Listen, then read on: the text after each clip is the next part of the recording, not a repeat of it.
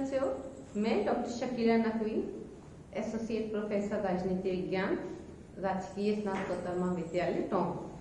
आज हम मानव अधिकार पर चर्चा करेंगे। जैसा कि हम सब जानते हैं, मानव अधिकार दिवस मनाया जा रहा है। मानव अधिकारों पर बहुत सारी चर्चा होती है। हमें ये जानना चाहिए कि आखिर अधिकार किसे कहते हैं। अधिकार सामाजिक जीवन की वो अनिवार्य आवश्यकताएं हैं जिसके बिना कोई व्यक्ति अपने व्यक्तित्व का विकास कर ही नहीं सकता और न ही वो समाज के लिए कोई उपयोगी कार्य कर सकता है। मानव अधिकार वास्तव में प्राकृतिक अधिकार है।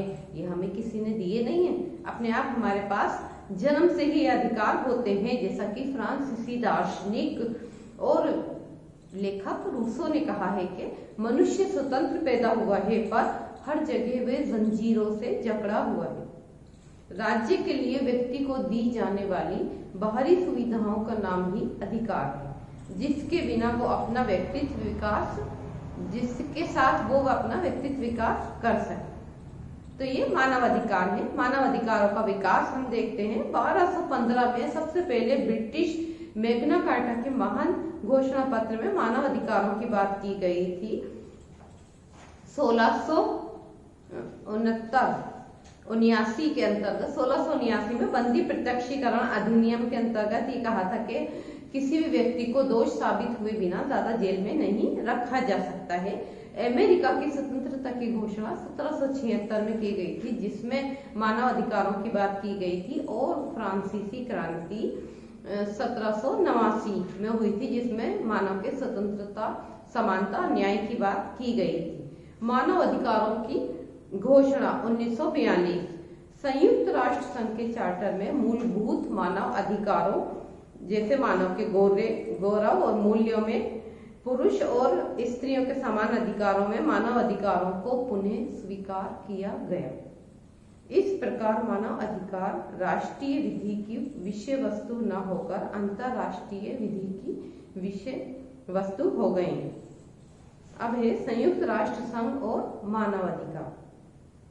हालांकि संयुक्त राष्ट्र संघ की प्रस्तावना उसके अनुच्छेद 1, 13, 55, 56 और 62 में मानव अधिकारों संबंधी उल्लेख था, किंतु फिर भी ये आपत्ति की गई कि उपयुक्त प्रावधानों में कहीं भी मानव अधिकारों और मूलभूत स्वतंत्रता की स्पष्ट व्याख्या नहीं की गई है।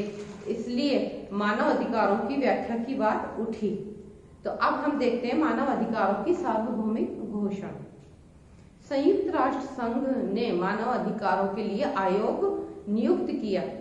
ये आयोग, ये कहा गया कि 3 साल बाद मानव अधिकारों की सार्वभौमिक घोषणा का मसवीदा तैयार करेगा, जिसमें कुछ संशोधनों के साथ 10 दिसंबर 1949 को संयुक्त राष्ट्र संघ की महासभा ने सर्वसम्मति से इसको पारित कर दिया। इसमें प्रस्तावना सहित 30 अनुच्छेद हैं, जो हर पाठ्य पुस्तक में इसका विस्तार से वर्णन किया गया है।